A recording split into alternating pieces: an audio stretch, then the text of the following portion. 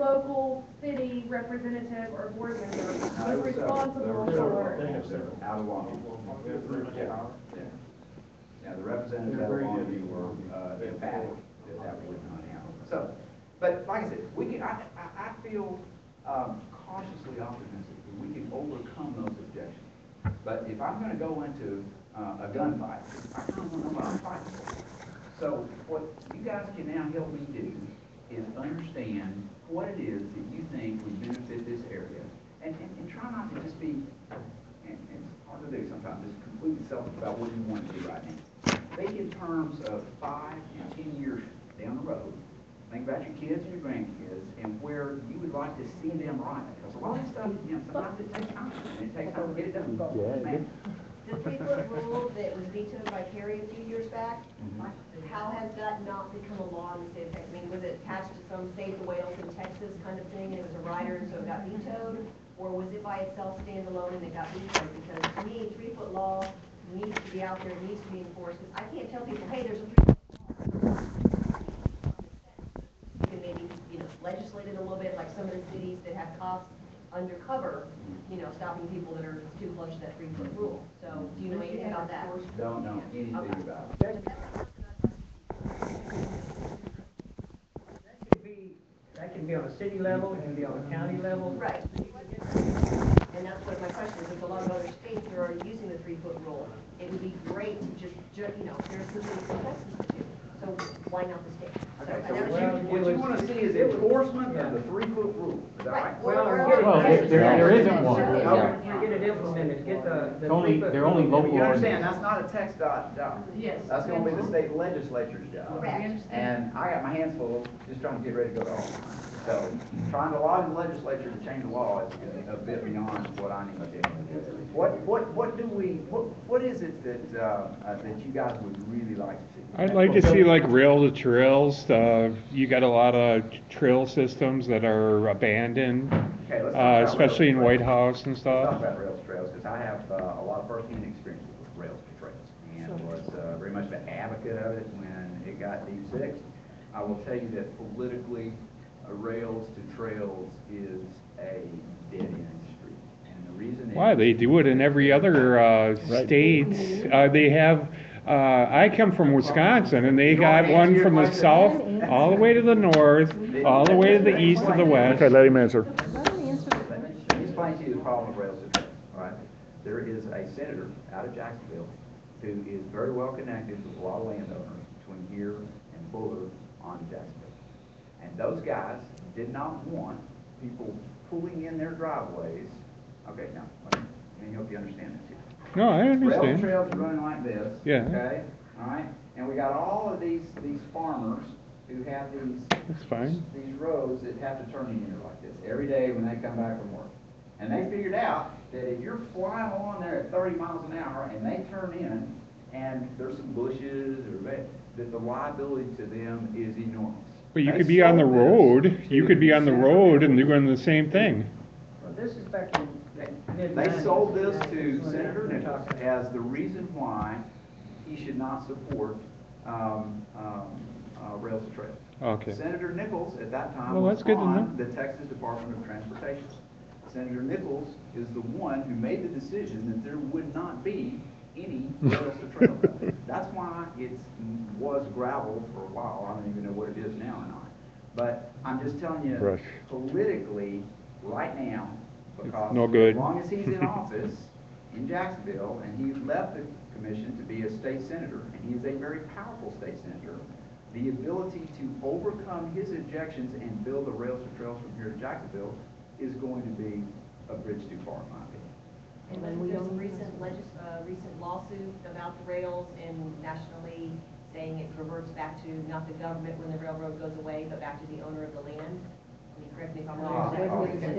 contiguous landowners. I don't know. But All I just know real is that the briefly, personal dynamics of rails to trails in Smith County right now do not favor us getting them done. Well, just briefly though, there is, we've had a meeting and there is discussion about attempting to attach, connect to the old rail bed and take it to Bullard. It's going to be a partnership between City of Tyler, Smith County, the city of Bullard, and TxDot. And it's in the discussion mode now to see if we can revive that segment of it. Stephanie Rollins is kind of making this her little deal. She's the Tyler Parks and Recreation Director. You know, so it is being discussed. There hasn't moved into really any action stage. And I'm only talking about a small section, you know. So, but I mean, it could be way down the road, and it will be an enormous undertaking to bring this partnership together to actually make it happen. But you know how, you know, like me, I'm an old grizzled man. I don't care if I get run over any day long, you know, but, you know, it's, you know, there's a lot of people that are afraid to ride on these crickets here, and trip seal and tires ripped up all over the place, and, you know, it's not a fun place to ride. But Okay, that's a Tyler, good point. That would be if they one of the can good get- issues. If they can get it going, Yeah. I'll do everything I can to make sure that the TxDOT part of this is, they understand that this is something we want, okay? I can't fight all these multiple battles with all these guys at all these levels. So if Stephanie's willing, I know Stephanie well, and she can get things done. If she's willing to take this on, and she can push the ball down the court, I'll come in on the backside, and I'll make sure that TxDOT understands that, yes, this is something we want to do. And you know what, at the end of the day, you may have a former TxDOT commissioner weighs in with the existing TxDOT commissioners and says, or maybe these old guys that didn't want it in the first place, who raised all the hell, maybe they've moved on or died, or they're not there anymore, and now it's new people. and Well, they it's look all at it overgrown. What is it? It's just like a big old bush, you know? I mean, it could be a trail. Easy, especially if they're working with the mapping system, would be on the roads that they're saying are good roads to ride, or recommending, hey, you've got wide shoulders. Maybe see if they could start focusing on sweeping those roads a bit more. That's a fairly easy thing to do. Signage, and then also on whenever they're repaving the roads, at least, I know the chip seal it's less expensive. Financially, it's a better option for them. Obviously, as cyclists, we don't like it as much. That's a given. So maybe on the roads that are a little bit more cycling-oriented roads, according to their maps, maybe at least use a smaller aggregate, or even go back to something that's smoother. Yeah. Well, Obviously, on the roads that they're saying, they may not be, according to their map, they may not be as popular to ride on or recommended to ride on. They could still use their money saved. That's a great suggestion, because let me tell you what, those are the kind of things that they build into their requirements, their proposal requirements. And so then when they get, if they know that that's important, then when they put these things out to bid, then the contractors already know that we expect a certain size of all this different stuff, because that's what the cycling community wants. That's a great example of by Lake Tyler, they had a smooth road. I mean, you could, you know, the bicyclists could go on there all day long, and then they put this frickin' steelies in there, aggregate. I mean, it was like an inch, you know, I mean, it was like the worst thing I ever seen. All right, because this meeting's gonna be over at 6:30, so if we've got important substantive things to discuss, you guys get your thoughts organized, yeah. All right. Pass that You down. can go to TBC's website and probably see everywhere that the bike ride, club rides are, and then you'll know the pathways that within TxDOT that are important to us. and Okay. We ride the most. We've already talked with TxDOT. Can somebody email that to me? If I give you Well, business card, it's will a you email it to me? Yeah, you bet. Shoot it over to me, and if you've got it in a map form, so that I can print it off. We have a representation. Maybe you can make it a little bit more. Okay. Yeah, let me grab a couple of them. Yeah. Local communities, Tyler, White House, everybody will have all those one bike lane per road. Because we start off, a lot of us ride off, out to Bullard and Mount Selwyn and back in, and then we'll take, 344 to White House or wherever. But I think if we had a network of all of our different surrounding communities leading all into one area, we could go ride, 100, 200 miles just on one So designated road. where would that lead to Area B? Would it be ultimately a road system around Lake Tyler? Would it be to all? We already, the White part House? of the race What would it course be? that we use is around Lake Tyler right now. I like riding out there, the roads are smoother in the lake, and generally people are pretty friendly to us out there. Yeah. But if we had a lot of roads leading to the lake, I think, especially from different communities, like from Bullard, from Tyler, or from Tyler to Bullard, you know, they just connect and feel like one huge network. You just Yeah. gotta be careful on that because. The true highway. People are saying, no, we want that leading here for financial purposes, and then Wendell's gonna say, no, we want it no If longer. they wanna all chip in, that's help out for us. No, that's fine, I'm just saying, that's one thing that he could run into is you could get some backlash from other communities saying, we want it, why did it go there? Anyway, just saying, that's something maybe. The Saturday morning, breakfast ride, does it still go south on 69? Does it go to Teasleville and through Bullard and all that stuff? Is it It same? goes around it does through Teasleville, but it's not on 69 anymore. Okay. Old Palestine Highway. Quite frequently, we were going to White House, but there's no nice way to get back from White House that's safe anymore. Yeah, I agree. To get back to Fresh. I agree. So we rarely go to White House anymore. Instead, we stay, more on the west side of Highway 69 in most cases, or he uses 69, and 855 back through the rollers that way. Tyler, do you have a county map that you can draw on there for me? In other words, just take a highlighter and put on there the roads that we talked about that kind of go into the White House area that people like to ride on a lot. Those out there at the breakfast ride, that people like to ride out there on a lot, where I can say, these are priority roads for the people here in East Texas. And we want something done about this first, and at least have a starting point. Could you do that for me?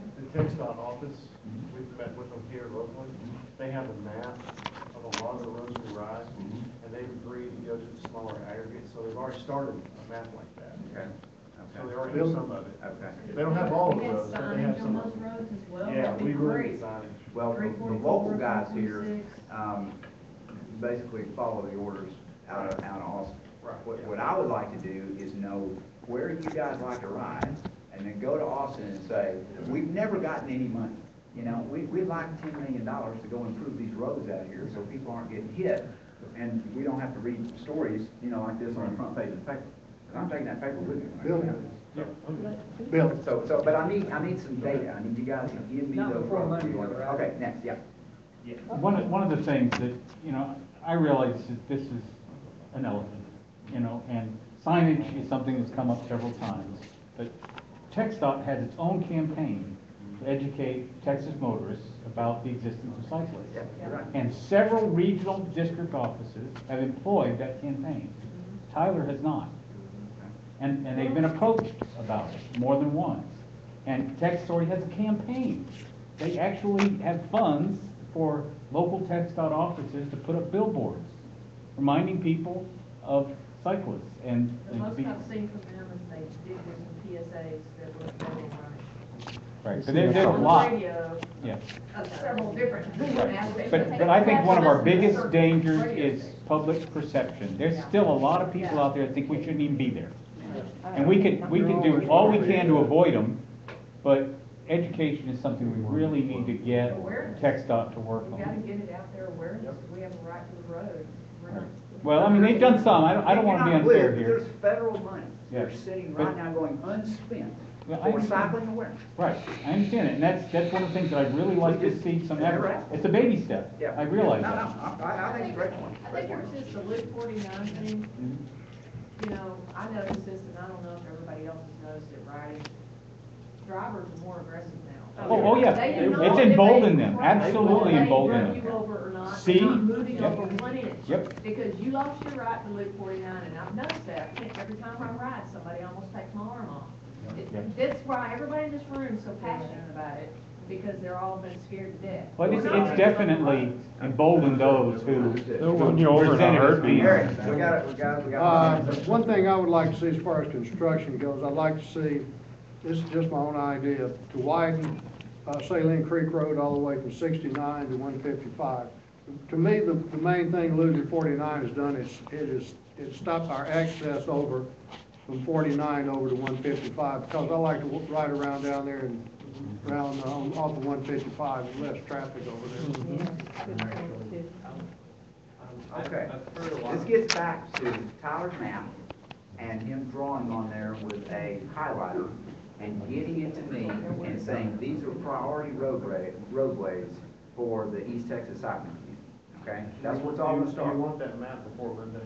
I do. In fact, I need that map before, actually, by close of business Friday, so I get it printed off here on my color printer and have it with me take it. There's an easy way to do that. Every time you have a ride, you have one person that's broadcasting their location, and it's recorded forever if you want it that way. And then we can see by the frequency of rides where people are. And how fast they're going, and if you can keep up, and it's just a no-brainer. Like there's Glimpse, Google Latitude, there's all kinds of tracking stuff, Map My Ride. There ought to be one person on every ride doing that. So what you're saying is, what we ought to do is we ought to be keeping track of the data and the usage to give me information that will make a more compelling argument, instead of saying, we need to spend $5 million widening this county road. I can say, there's been 150 man-hours spent by cyclists on the road in the last 48 hours. And it's great for tourists and newbies, so they can see the speeds that people are going, you know, the intervals. So somebody's gonna have to be responsible for getting It totally that makes data. sense. Yeah. Billy, the problem with the Saline Creek Road, you go to Gresham over to 155, it's narrow, and people don't ride it right now. One of the things. They will. All right, maybe a couple more. Here.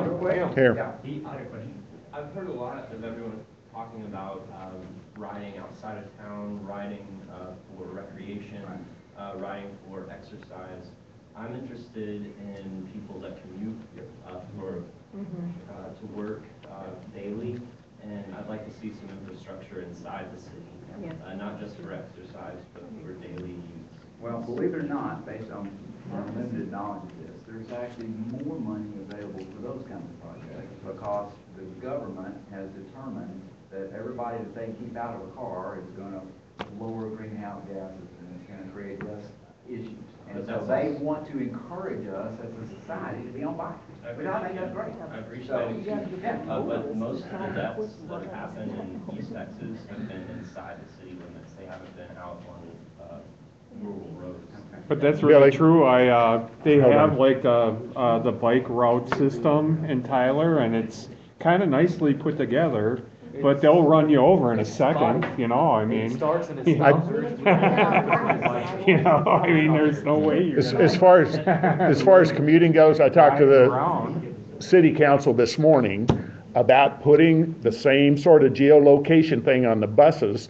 So like if you want to hook up on a bus and go to 69 North and then hop off and ride north to Lindale and Mineola. So it's a way where you can see where the bus is real time on your smartphone. And then if you want to hook up and do a commute that way, I do it in Portland, and it's just fantastic.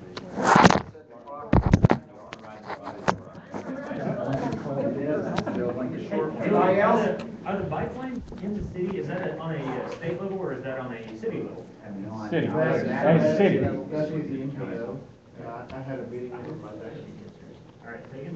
That's with the NPO, and we had a meeting on Monday about cycling lanes, and I talked to them about connectivity within the city and trying to get more bike routes, bike lanes, that sort of thing, so people who commute can get around. Because students at Tyler Junior College, now they have it all connected to UT Tyler, and they can ride back and forth with bicycles. And I told them that would be a great thing for the rest of the city. The problem They're is working, Sunday and they're working on the next 25-year plan to connect all that. Well, the thing is, if you don't put a white line, you know, people will run, you know, they'll run you over, you know? I mean, if you put a white line, we ride from Mineola to Lindale and back, and on 69, and there's this one stretch that they don't have the white line, and they'll run you over. Well, that's the problem. You know, I mean, it's too. like, It's you know. not that the routes aren't there and they're not marked, it's that the automobiles don't even know what they mean, and somebody got hit right You're around just in the corner way, from us. you know? Okay, everybody, it's 6:30, I promise I've. Oh, sorry. Your time, and this would go on all night long, and it's been very